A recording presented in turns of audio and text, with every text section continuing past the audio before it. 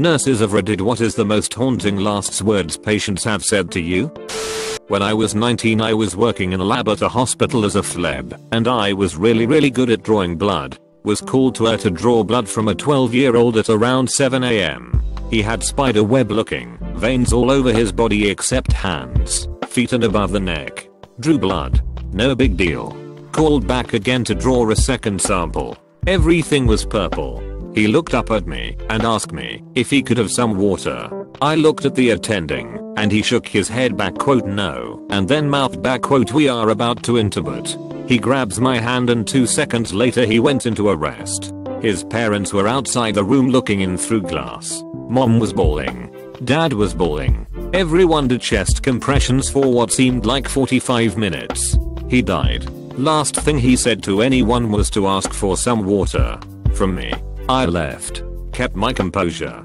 Got to a private hallway and started bawling. Entire way back to our office. Walked into my boss's office and said back quote I quit. Turns out kid had bacterial meningitis. My mom was sent home from the hospital because she was nearing the end and wanted to be home.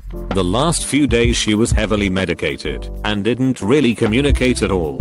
On Sunday she took off her oxygen mask and said she was going to die tomorrow. She put her mask back on and didn't talk anymore. I called out of work. That was an odd call to make and called the family. Her twin drove 4 hours to be there on Monday. She died Monday evening with her whole family at her side. It has been 4 years and it still weirds me out.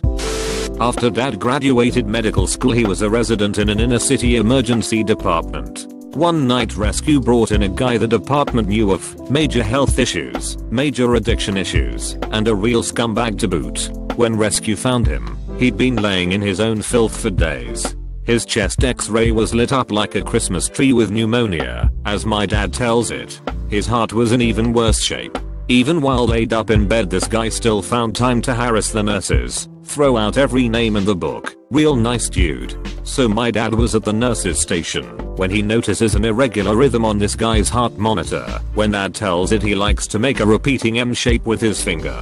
He was going into ventricular tachycardia. Not a great sign. So he headed over. My dad stood in the doorway and said, "Hey buddy, how do you feel?" And the guy looked him in the face and yelled, "With my hands, you jerk off." And then he died. Obligatory, not a nurse, but my great uncle's last words were about having to catch the train. My grandpa's last words were about getting on the ship. My dad's last words were about making his flight. I've told everyone I've ever dated to wake me the fuck up if I ever start talking in my sleep about transportation. Not a nurse, but we had a guy who was in a major MVA. His left arm was severed above the elbow, and he was circling the drain. His blood pressure was tanking, pulse was starting to fade, and he asked me about his dog that had been in the vehicle with him. Asked me if his dog was okay. I didn't really answer him, as the dog was dead, and I didn't want to put him in any more distress than he was already in. We landed a helicopter, and I shit you not we were about 30 seconds from loading him into the helicopter when he coded. If you know anything about traumatic CPRs, there is virtually no chance that they will survive, especially without deficits. Maybe like a 1-2% chance, I can't remember the exact number. Anyway, we worked him, got him loaded back into the ambulance, and made the 35-minute plus transport to the trauma center through rush hour traffic. Got him into the trauma bay. The doctor said they were going to do one more round, and if there was no improvement they were going to call it, which they did. So the last thing the guy said was, "Make sure my dog's okay." Ultimately he died from internal hemorrhaging, which there's nothing we could really do in the pre-hospital setting for him. If we had TXA or something like that we cold fused it, but it's a toss up whether it would have helped this guy at the point he was at.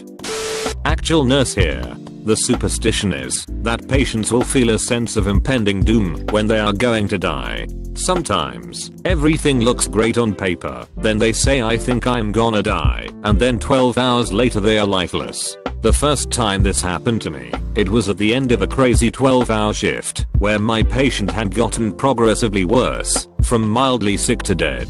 When I walked on that evening, he looked me in the eye and told me he was dying. He was just on a touch of blood pressure and dialysis support.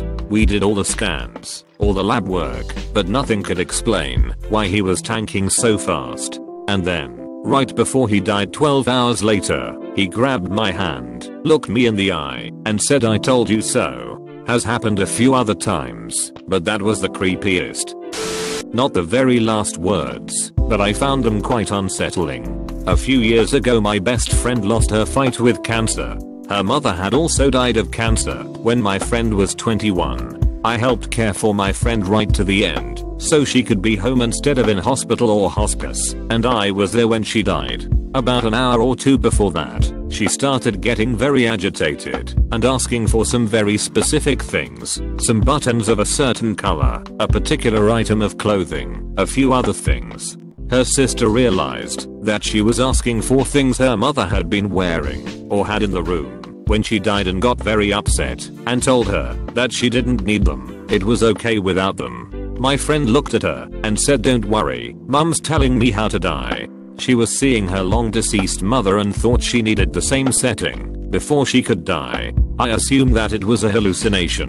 She'd been having them for a couple of days at that point after her pain meds were increased, but it was very unnerving to witness and seemed different to the other hallucinations she'd been having. Maybe she really did see her mother.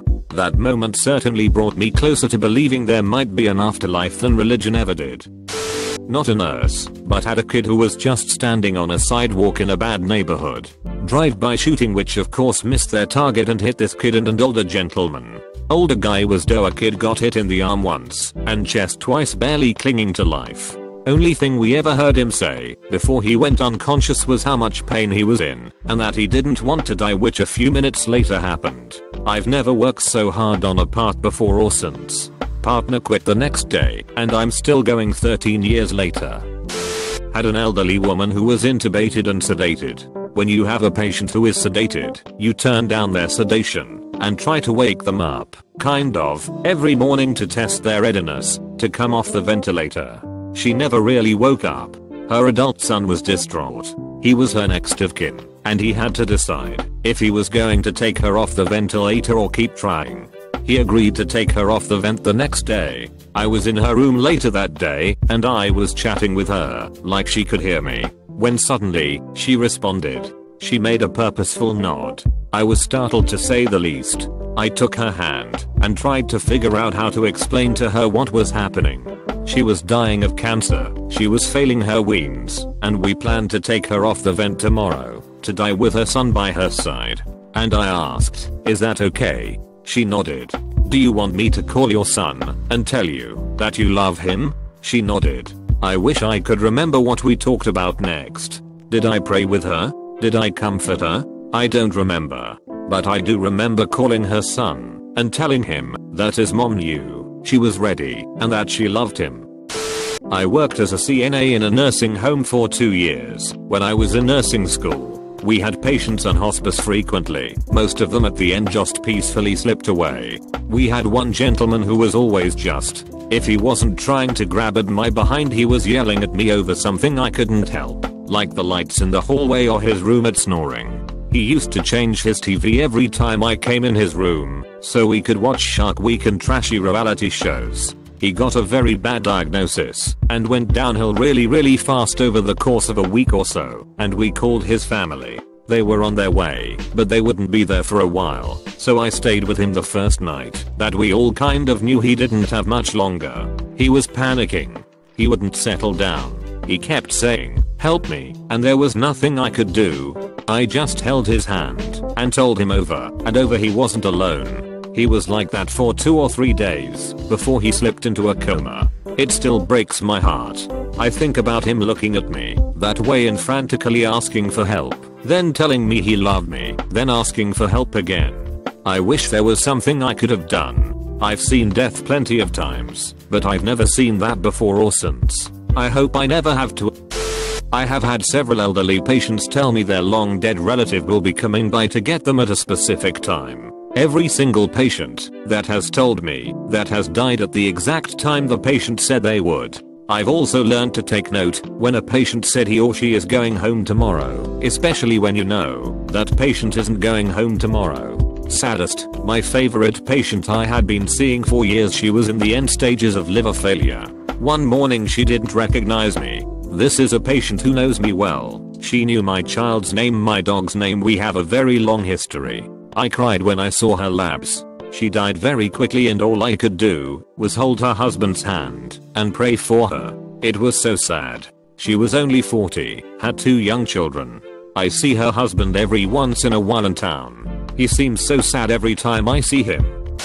I've posted about this before. I worked as a home hospice RN for a couple of years. We had a couple on service, and they were the sweetest. We assumed the husband would pass first, but his wife actually went first. He deteriorated very quickly. He died days later. Right before he took his last breath, the door to their house opened and he said, "Come on in, dear." They loved each other so much. I'm not sure I believe in an afterlife, but I hope they are together. They weren't last words, but words spoken in a shocking lucid moment. I was helping a patient in my rehab unit to bed.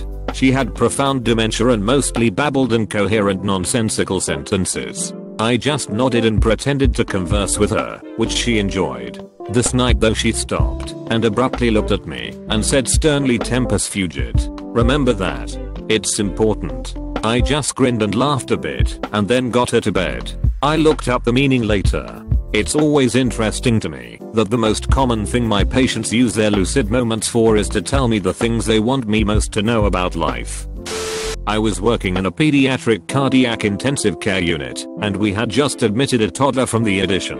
She had just beaten cancer, but wasn't feeling too great. They got an echo that showed severe cardiomyopathy, most likely from the chemo, which we caught too late. As we were tucking her into the SICU, the docs let her mom know how sick she was, and mom started losing it.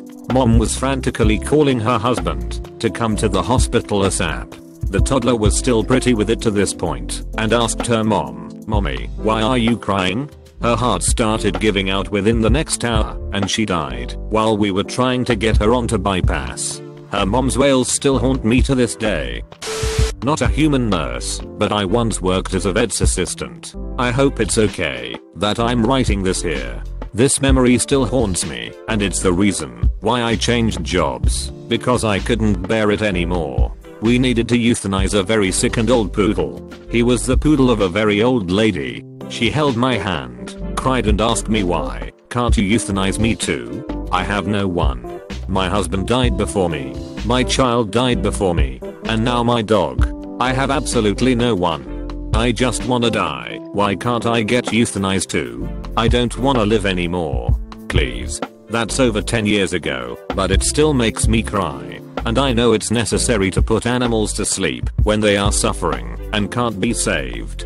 But it was too hard for me. I was an emotional mess after working in the vet practice. I can't even imagine working as a nurse or working in a children's hospital. I'm too sensitive. I don't remember what his exact last words were, nor am I a nurse, but I remember the most meaningful thing my grandfather did for me before he passed. He was suffering from a severe cancer all over his body, and he had refused treatment, since it was already everywhere when they found it, and it was his 3rd time getting cancer. So at his deathbed he could barely open his eyes and couldn't speak. But one thing he could do as I cried and told him how much I loved him was squeeze my hand. It was his way of telling me he heard me and loved me too. I will never forget him as long as I live. I love you, Grandpa Zuck, so hope you're playing your guitar in heaven.